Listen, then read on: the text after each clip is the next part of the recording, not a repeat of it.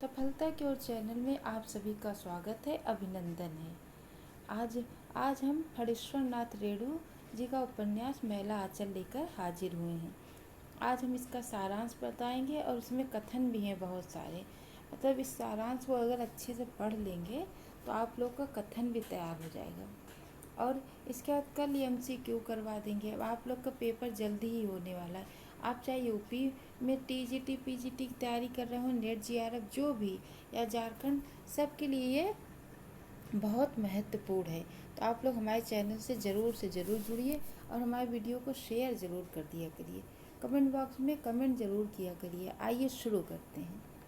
मैला आंचल फणीश्वर नाथ रेणु का प्रतिनिधि उपन्यास है।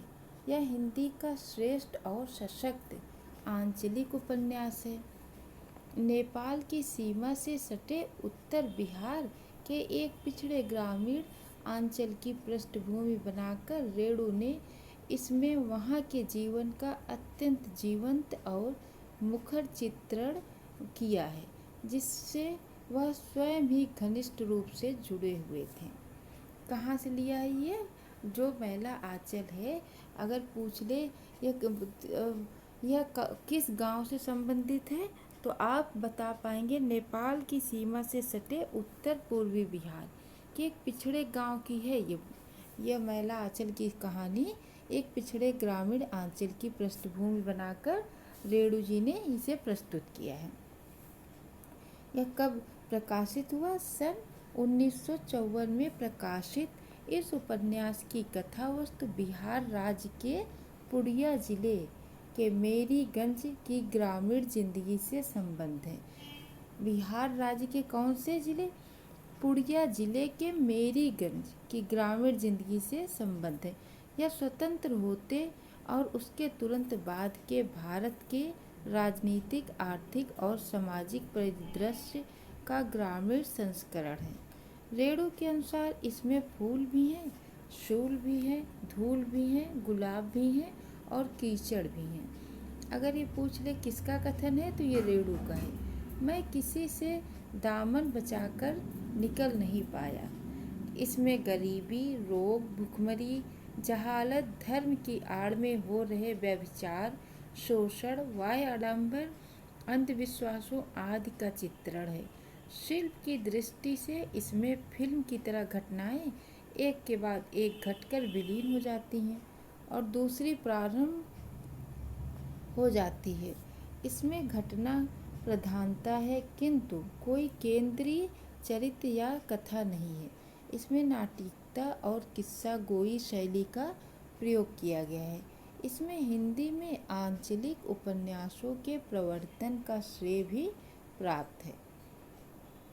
कथा शिल्पी फणीश्वर नाथ रेणु की इस युगांतकारी औपनिवेशिक कृति में कथा शिल्प के साथ साथ भाषा शिल्प और शैली शिल्प का विलक्षण सामंजस्य है, जो जितना सहज स्वाभाविक है उतना ही प्रभावकारी और मोहक भी है। रेणु एक गांव की कहानी के माध्यम से स्वतंत्रोत्तर भारत के गांव में जन्मे राजनैतिक चेतना और अंतर विरोध को दर्शाते हैं। भारत की स्वतंत्रता इस उपन्यास को दो खंडों में बांट देती है। एक, गांधी जी की हत्या के साथ ही उपन्यास अपने अंत की ओर पहुंचता है और साथ ही पतन होता है उस आदर्श राजनीति का जिसका उन्होंने कभी स्वप्न देखा था। उसका क्या हो गया? अंत हो गया जब गांधी जी की हत्या हो गई। मैला आंचल का नायक एक युवा डॉक्टर प्रशांत बनर्जी है, जो अपनी शिक्षा पूरी करके बाद पिछड़े गांव को अपने कार्यक्षेत्र के रूप में चुनता है तथा इसी क्रम में ग्रामीण जीवन के पिछड़ेपन, दुख, दैन, अभाव, अज्ञान, अंधविश्वास के साथ साथ तरह तरह के सामाजिक शोषण चक्रों में फंसी हुई जनता की पीड़ाओं और संघर्षों से भी उसका साक्षात्कार होता है। कथा का अंत इस आशामय संकेत के साथ होता है कि युगों से सोई हुई ग्राम चेतना तेजी से जाग रही है। कथा का अंत कैसे होता है? के युगों से सोई हुई ग्राम चेतना तेजी से जाग रही। अब ये कथान संपादित न कथानक क्या है, ये इसमें कथानक क्या है इसमें ये बताया गया। कहानी देश आज़ाद होने के कुछ समय पहले शुरू होती है। इसमें अंग्रेज़ों का राज करने का तरीका देखने का मौका मिलता है और साथ ही साथ कांग्रेसी गतिविधियों को दिखाया जा सकता है। बाद में सोशलिस्ट पार्टी ने भी गांव में अपने झंडे गाड़ दिए थे। इन दोनों पार्टियों की विचारधारा और कार्य करने के तरीकों में अंतर को विभिन्न घटनाओं के द्वारा दर्शाया गया है। बाद में जब देश आज़ाद हुआ तो लोगों पर उसकी प्रतिक्रिया भी दिखाई गई। लोगों ने यह भी पूछा कि आज़ादी के कारण ज़मीनी बदलाव क्या हुआ है। बाद में जब भारत के लोग एमएलए, मिनिस्टर आदि पदों पर बैठने लगे तो उनके भ्रष्ट होने को भी दिखाया गया है। गांधी जी की मृत्यु पर पूरे गांव में शोक यात्रा भी निकाली गई। गांव के लोगों को भले ही गांधी जी के जीवन और विचार के बारे में कुछ न मालूम हो, लेकिन गांधी जी महापुरुष हैं इतना मालूम है। कथा उत्तर पूर्वी बिहार के कोसी नदी के शोक से ग्रसित पूर्णिया जिले के एक छोटे गांव मैरीगंज में अस्पताल खुलने और उसके पश्चात यहाँ के लोगों और उनके साथ होती घटनाओं पर आधारित है। गांव के लोग अंधविश्वासी हैं, उनमें जातिगत भेदभाव अत्यधिक है। उनकी शिक्षा, मानसिकता और बुनियादी सुविधाओं पर पिछड़ेपन की छाप है। प्रारंभ जब उपन्यास प्रारंभ होता है तो प्रारंभ में 3 चरित्र प्रमुख रूप से सामने आते हैं। बालदेव, डॉक्टर प्रशांत, दासी लक्ष्मी। बालदेव जी कांग्रेस के कार्यकर्ता हैं। प्रारंभ में 3 चरित्र प्रमुख रूप से सामने आते हैं जो जेल में जा चुके हैं। कौन जा चुका है? बालदेव जी कांग्रेस कार्यकर्ता हैं जो जेल में जा चुके हैं। गांव में उनका बहुत मान सम्मान है और ऐसा माना जाता है कि वो हर बात सोच समझकर करते हैं। लक्ष्मी महंत सेवादास की दासी है। लक्ष्मी जो है महंत सेवादास की दासी है। कम उम्र में अनाथ होने के बाद से ही मठ पर उसका शोषण होता रहा है, किंतु इन सब के बावजूद वो एक बेहद समझदार और व्यवहार कुशल महिला है। बालदेव जी लक्ष्मी की मदद करते हैं, जो मन ही मन लक्ष्मी के लिए आकृष्ट होते हैं और दोनों का प्रेम बेहद पवित्र होता है। डॉक्टर प्रशांत कुमार भी एक अनाथ बच्चा था, लेकिन उसे एक आश्रम में संरक्षण मिला। वहाँ डॉक्टरी की शिक्षा पूरी कर विदेश में संभावनाएं तलाशने के स्थान पर अपने देश में रहकर पिछड़े गांव वालों की मलेरिया, कालाजार और हैजा जैसी बीमारियों का इलाज ढूंढने का निर्णय लेते हैं। डॉक्टर प्रशांत जो हैं वो यहाँ पर इन बीमारी को खत्म करने का इलाज ढूंढते हैं, पर गांव वालों की असल बीमारी तो गरीबी और जहालत है।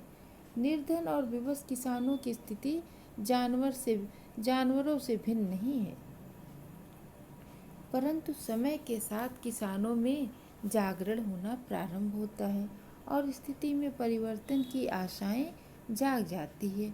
भिन्न भिन्न विचारधाराओं का आगमन होता है। बालदेव विरोध के लिए गांधी जी के चरखा करघा के माध्यम से आत्मनिर्भरता लाने के प्रयास करता है, तो कालीचरण सोशलिस्ट क्रांति की राह अपनाता है। इसी प्रकार अन्य दल भी प्रवेश करते हैं, परंतु स्वतंत्रता के पश्चात यह सब उलझकर रह जाता है। वामन दास की कहानी इसी उलझन को दर्शाती है। वह व्यथित हैं, गांधी जी से अपने प्रश्नों के उत्तर चाहते हैं। उसने अपना पूरा जीवन जिस कांग्रेस के लिए कार्य करते हुए जिनका विरोध किया, अंततः वह पार्टी उन्हीं सब कुरीतियों और षड्यंत्रों का शिकार बनकर रह जाती है। बाकी राजनीतिक दल भी मात्र सत्ता के लोभी बनकर रह जाते हैं और जातिगत जोड़ घटाव शेष रह जाता है। इन सब द्वंद्व में उलझे प्रत्येक किरदार की अपनी समस्याएं हैं, अपनी उलझनें हैं, अपनी कहानी है, जो सब कभी एक दूसरे से विपरीत हैं तो कभी साथ साथ चलती है। कथा का अंत इस संकेत के साथ होता है कि युगों से सोई हुई ग्राम चेतना तेजी से जाग रही है। सामाजिक संदर्भ में महिला अंचल विशेष के समाज का समग्र चित्र प्रस्तुत करता है। किसका? महिला आंचल जो है अंचल विशेष के समाज का समग्र चित्र प्रस्तुत करता है। इस दृष्टि से इसे सामाजिक उपन्यास भी कहा जाता है। समाज की संरचना एवं सामाजिक संबंध संपादित।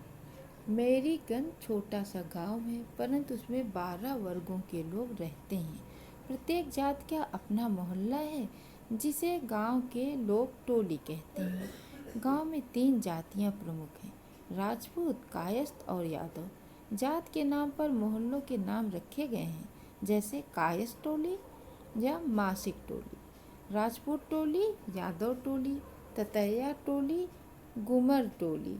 इन जातियों और उपजातियों से लोगों में परस्पर ईर्ष्या, द्वेष, वैमनस्य, मनमुटाव, झगड़े, एक दूसरे को नीचे दिखाने की मनोवृत्ति है।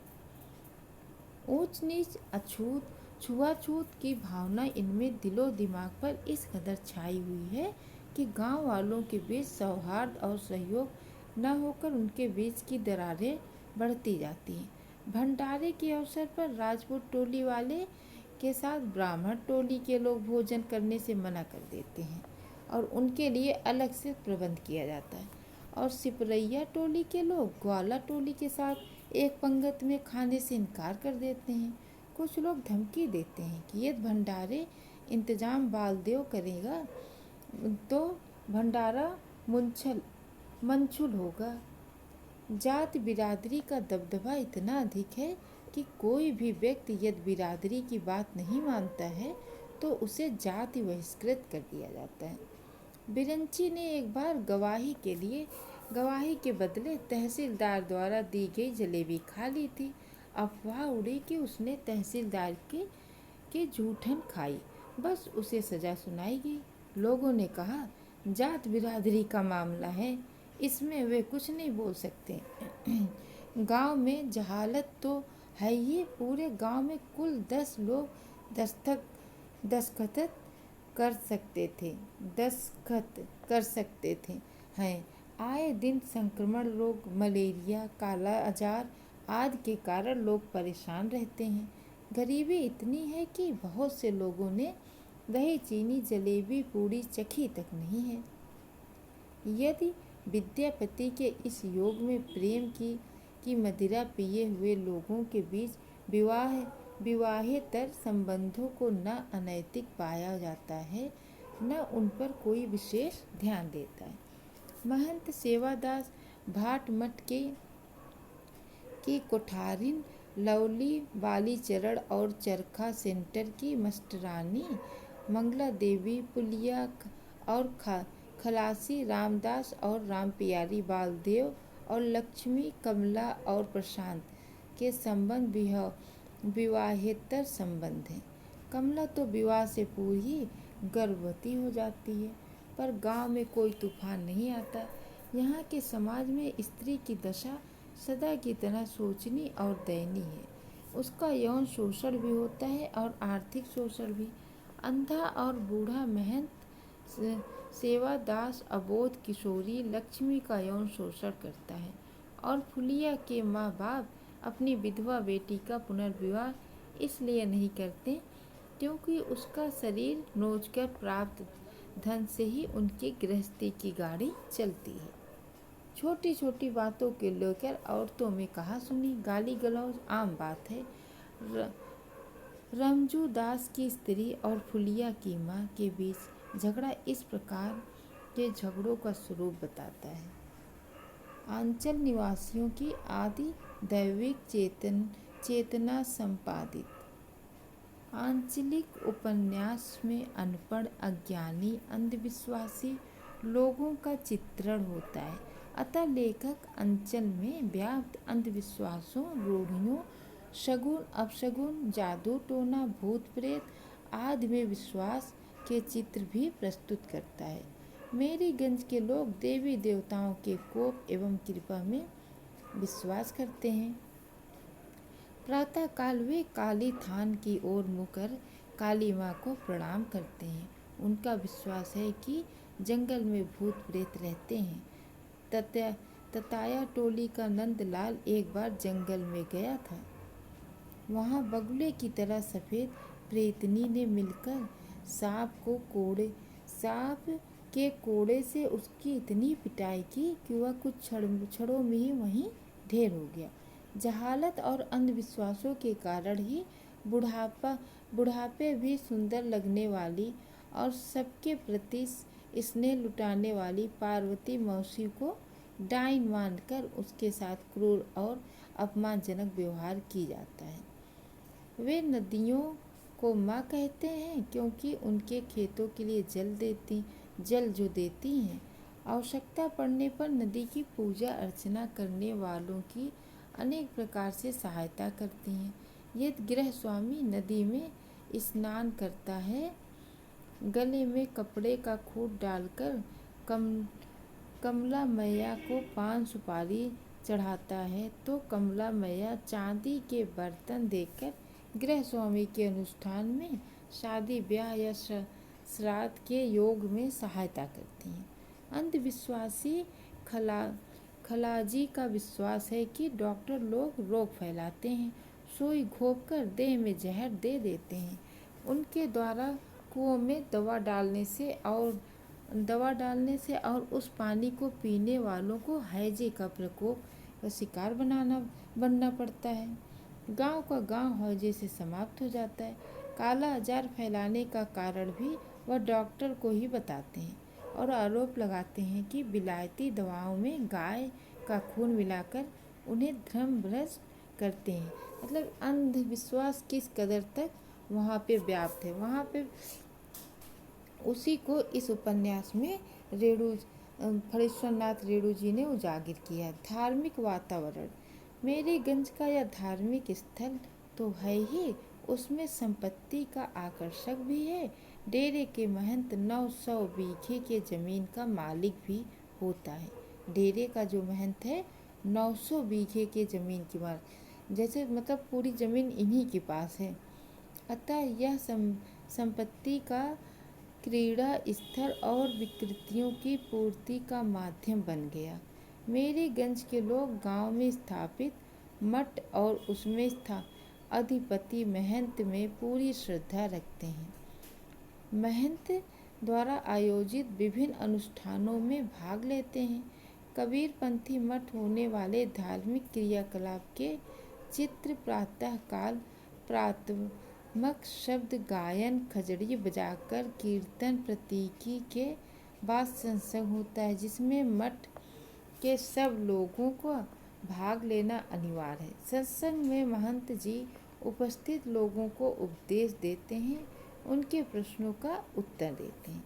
राजनीतिक चेतना।